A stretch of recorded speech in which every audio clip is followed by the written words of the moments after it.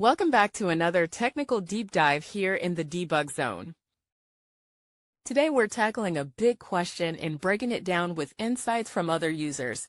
Hopefully this clears up some misconceptions and helps you get the answer you need. So, buckle up, stay a little curious, and let's jump right in.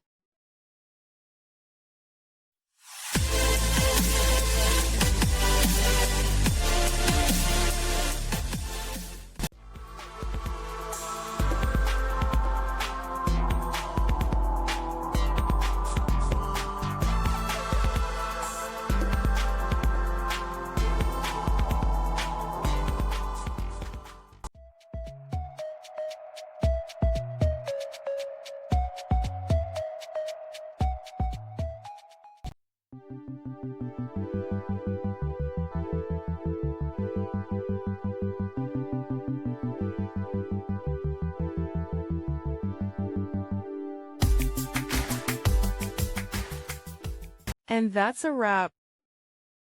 I hope you found the answer you were looking for. If you did, take a second to hit that subscribe button. It really helps out. And let me know in the comments which solution worked best for you. See you next time in the Debug Zone.